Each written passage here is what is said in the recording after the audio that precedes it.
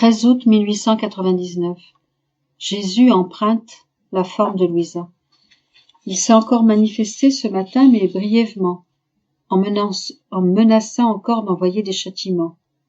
Alors que je m'employais à l'apaiser, il s'est éloigné aussi vite que l'éclair. La dernière fois qu'il est venu, il s'est montré crucifié. Je me suis placée près de lui pour baiser ses plaies très saintes, faisant des actes d'adoration, quand soudain, au lieu de voir Jésus, c'est ma propre forme que j'ai aperçue. J'étais très surprise et j'ai dit « Seigneur, qu'est-ce qui se passe?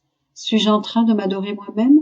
Je ne peux pas faire ça. » Alors il est revenu à sa propre forme et m'a dit « Ne sois pas surprise si j'ai emprunté ta forme, puisque je souffre continuellement en toi.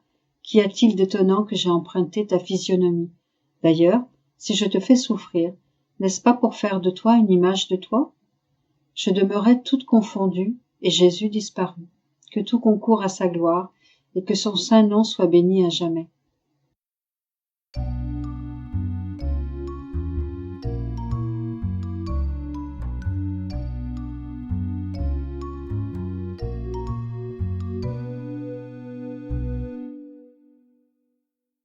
13 août 1921.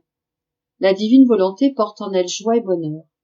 L'âme qui s'y maintient engendre des fils, par ses pensées, ses paroles, ses actions et ses actes d'amour, produisant au ciel joie, gloire et bonheur, et semant sur la terre de nouvelles grâces.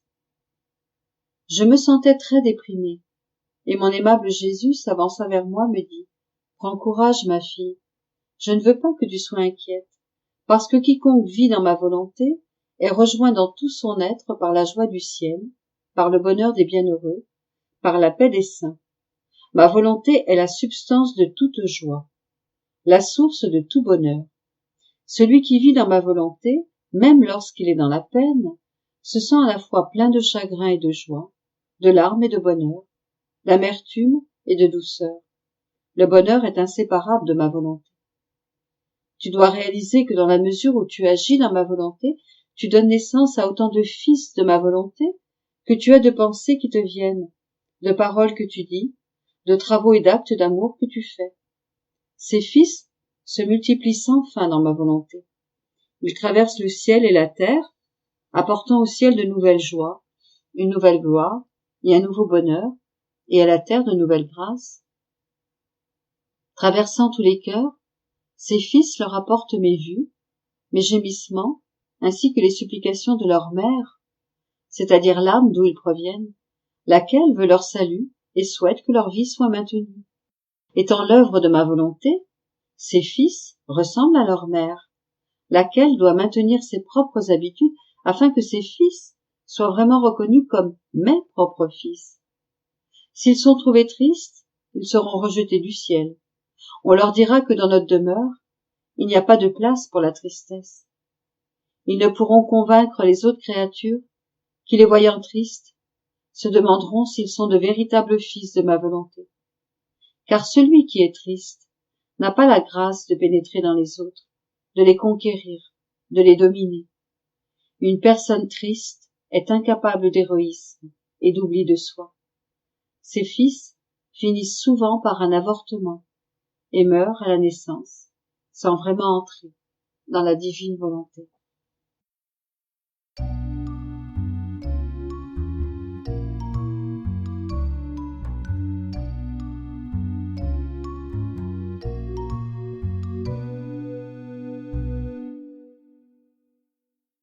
« 13 août 1923. La Vierge fut à l'origine du grand projet du règne de la divine volonté sur la terre. Par le moyen d'une autre créature, Jésus fera connaître ce projet aux générations. Je me sentais oppressée par la privation de mon doux Jésus, et je le priais de ne plus retarder son retour en ma pauvre âme, parce que je n'en pouvais plus.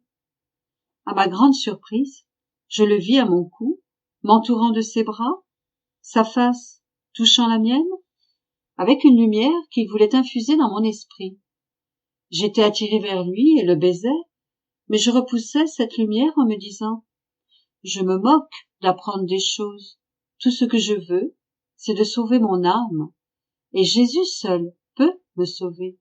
Tout le reste n'est rien. » Mais Quand Jésus toucha mon front, je n'ai pas pu résister davantage, et la lumière entra en moi.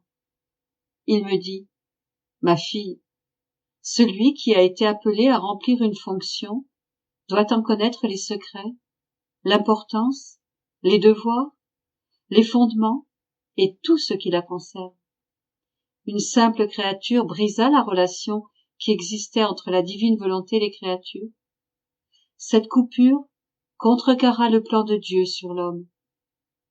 Cependant, une autre simple créature, la Vierge Marie, reine de tous, gratifiée de beaucoup de grâces et de privilèges, mais quand même une créature, eut la mission de se mettre en relation avec la volonté de son Créateur, dans le but de réparer la rupture perpétrée par la première créature. La première était une femme, et la seconde fut également une femme. Elle fut celle qui, liant sa volonté à la nôtre, nous redonna l'honneur, la soumission et le respect des droits du Créateur. Une seule créature avait introduit le mal sur la terre et semé la ruine de toutes les générations. Une autre seule créature ramena le bien sur la terre et, se mettant en relation avec la volonté de son Créateur, forma la semence du fiat éternel qui allait apporter le salut, la sainteté et le bien-être pour tous. Pendant que cette céleste créature grandissait, il en allait ainsi de la semence du fiat en elle.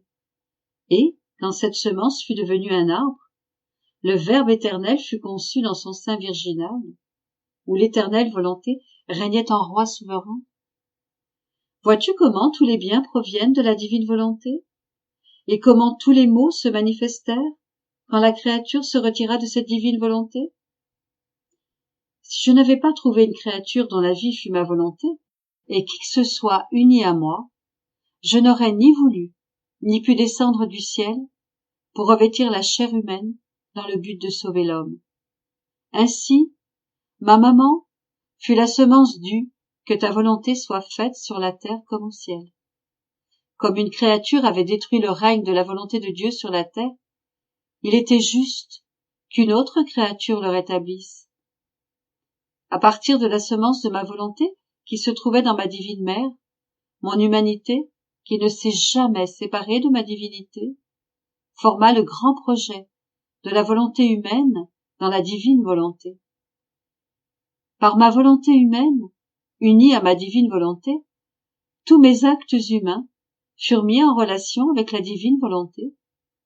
Par la divine volonté, j'étais au fait de tous les actes de toutes les générations, et avec ma volonté humaine, je les réparais et les rattachais à l'éternelle volonté. Aucun acte ne pouvait m'échapper, et tous furent mis en ordre par moi dans la très pure lumière de la volonté suprême. Je peux dire que la rédemption me coûta relativement peu. Ma vie extérieure, les souffrances de ma passion, mes exemples et mes mots auraient suffi, et tout aurait pu se faire rapidement. Mais pour réaliser le grand projet de la volonté humaine, fondue dans la volonté divine, pour réparer toutes les mailles brisées par la volonté humaine, je devais faire intervenir tout mon intérieur, toute ma vie cachée, toutes mes souffrances intimes, lesquelles furent de loin plus nombreuses et intenses que mes souffrances extérieures et ne sont pas encore connues. Je n'ai pas fait qu'implorer pour la rémission des péchés, le salut et la protection de la vie humaine, comme je l'ai fait par ma passion. Mais il s'agissait du renouvellement de tout l'intérieur de l'homme. Je devais faire se lever le soleil de l'éternelle volonté qui, rejoignant avec puissance tout l'intérieur de l'homme, même ses fibres les plus intimes, allait le conduire dans le sein de mon Père céleste, le faire renaître dans son éternelle volonté. Oh, combien il fut plus facile pour moi d'implorer pour le salut de l'homme que de refaire son intérieur dans ma divine volonté. Et si je n'avais pas fait cela, la rédemption n'aurait pas été complète, n'aurait pas été un travail digne d'un Dieu. Je n'aurais ni renouvelé toutes les parties de l'homme, d'y restaurer en lui la sainteté qu'il avait perdue, en brisant ses relations avec la divine volonté. Le projet est déjà réalisé, mais avant de le faire connaître, il est d'abord nécessaire que l'homme sache que, par ma vie et ma passion, il peut obtenir le pardon et le salut.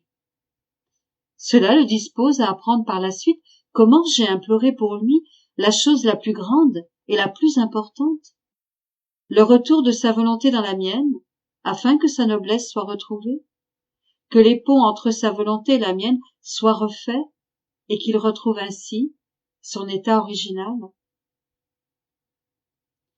Si, ma fille, ma sagesse éternelle avait décrété qu'une céleste créature, la plus sainte de toutes, allait être à l'origine de la nouvelle élévation de l'homme dans ma divine volonté, maintenant, par le moyen d'une autre créature, laquelle je veux faire entrer dans les éternelles demeures de ma volonté, en liant sa volonté à la mienne, en l'unissant à tous mes actes, en ramenant son intérieur dans le soleil de mon éternelle volonté, je veux ouvrir le champ de ce projet aux générations, de telle sorte que quiconque le voudra puisse y accéder. Et si, jusqu'à présent, les créatures ont pu profiter des biens de la rédemption, elles pourront dorénavant aller plus loin et profiter des fruits du « que ta volonté soit faite sur la terre comme au ciel », retrouver ce bonheur perdu, cette noblesse et cette paix toute céleste que, en faisant sa volonté, l'homme a fait disparaître de la surface de la terre. C'est la plus grande grâce que je puisse donner à l'homme, car, en le ramenant dans ma volonté, je lui redonne tous les biens dont je l'avais nanti en le créant. Sois donc attentive, car il s'agit d'ouvrir un grand domaine de biens pour tous tes frères. «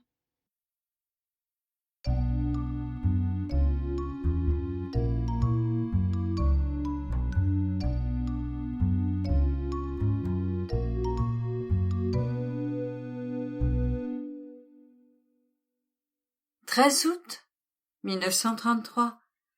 Délire divin et passion du divin vouloir, de vouloir vivre avec la créature. Son acte nouveau est le peintre divin, ce que signifie vivre dans le vouloir suprême. Je suis toujours dans les bras de la divine volonté. Elle semble vouloir m'avoir toujours avec elle pour me donner sa vie continuelle, et j'ai l'ardent désir de la recevoir. Sans elle, j'aurais l'impression de voir la vie se dérober sous mes pieds. Mon cœur semblerait mourir de faim, et rien ne pourrait nous donner la moindre miette pour satisfaire cette faim. Ô divine volonté, vis avec moi si tu veux me rendre heureuse, et trouve en moi le bonheur de ta vie même. J'étais perdue dans le fiat, lorsque mon bien-aimé Jésus me fit une brève visite et me dit : « Ma bienheureuse fille, tu pourrais dire que c'est un délire, une passion divine de ma volonté, qui veut vivre avec la créature et se soumettre à elle pour adopter la petitesse humaine. Pourquoi ? Parce que mon divin vouloir a toujours un acte nouveau à donner à la créature, mais si elle ne vit pas avec lui et n'a pas l'habitude de faire ses actes en union avec lui, pour ne former qu'un seul et même acte, je ne peux pas donner cet acte, parce que premièrement, la créature ne serait pas digne de le recevoir, et que deuxièmement, elle ne comprendrait pas la valeur de ce grand don, et n'aurait pas la vertu de l'absorber en elle, comme sa propre vie. En vivant avec ma divine volonté, la créature acquiert une vie nouvelle, des voies divines, une science céleste, la pénétration des choses les plus profondes. Bref, puisque mon fiat est le maître des maîtres, c'est lui qui crée la plus haute science, fait connaître les choses, sans leur voile, et telles qu'elles sont réellement. Aussi, en vivant avec la créature, il ne veut pas qu'elle reste ignorante. Il l'instruit, lui fait ses surprises, en lui rappelant sa divine histoire, ce qui la transforme et la rend capable de recevoir cet acte nouveau que mon vouloir veut lui donner. Et en chaque acte que l'âme accomplit en union avec mon vouloir, elle acquiert une nouvelle prérogative de ressemblance divine. En vivant avec mon vouloir, l'âme se raffine, s'embellit et devient dans nos mains, créatrice, le canevas désiré par le peintre. Et plus la toile sera fine, plus belle sera l'image qu'il désire peindre sur cette toile. Il semble que les coups de son pinceau deviennent plus artistiques et ses couleurs d'autant plus vivantes que la toile est plus fine, si bien que l'image de la toile en devient vivante et acquiert une valeur qui fait l'admiration de tous. Or, ma volonté est plus qu'un peintre divin et ne se lasse jamais de donner une beauté, une sainteté et une science nouvelle, et elle n'atteint qu'un acte accompli avec elle pour l'enrichir, se faire mieux connaître et se servir de ses coups de pinceau divin pour élever cette âme à une hauteur et à une rare beauté propre à faire l'admiration des générations, de telle sorte que toutes l'appelleront bienheureuse. Tous seront heureux d'avoir la chance de la regarder avec tous les nouveaux actes reçus par Dieu en vertu du fait qu'elle a agi dans ma volonté. Elle sera louée et exaltée comme la plus belle œuvre de mon divin fiat. Son désir de s'abaisser jusqu'à vivre dans la créature, son délire divin, sont des signes qu'il veut faire avec elle de grandes choses et dignes de sa puissance créatrice. C'est pourquoi la vie de mon fiat est la plus heureuse fortune qui soit, et devrait être le délire, la passion et l'ambition ardente de toute créature. Après quoi, je sentis en moi et en dehors de moi la mer murmurante du divin fiat. Oh, combien il est suave et doux! Il murmure, il parle et caresse sa créature bien-aimée.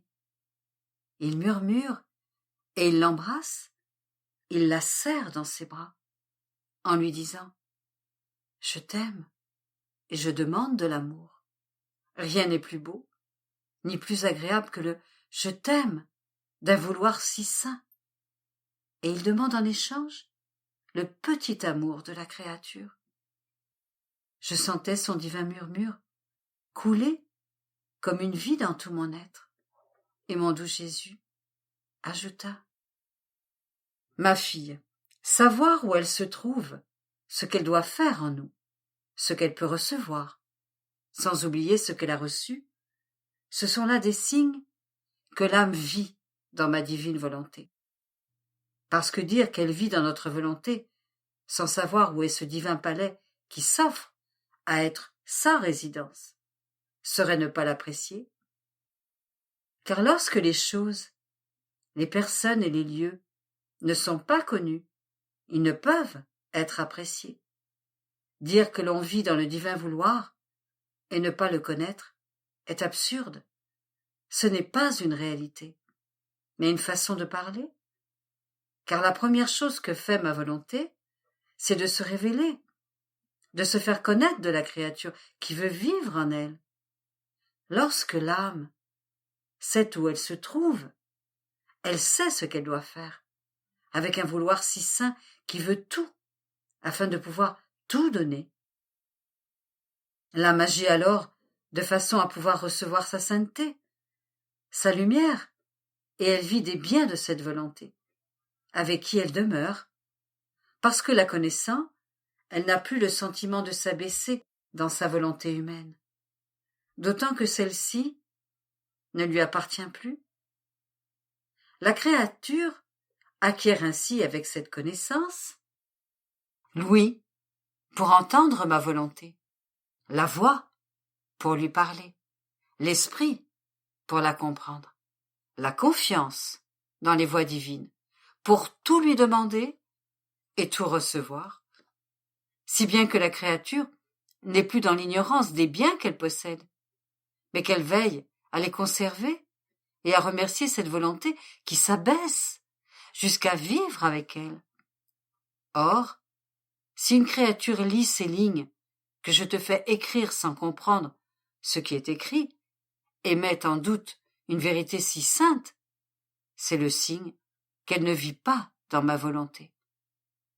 Comment peut-elle comprendre si elle n'a pas en elle cette vie si sainte, si elle n'a jamais goûté à ces délices, si elle n'a jamais entendu ces magnifiques leçons, si son palais n'a jamais goûté cette céleste nourriture, que sait lui donner ma volonté?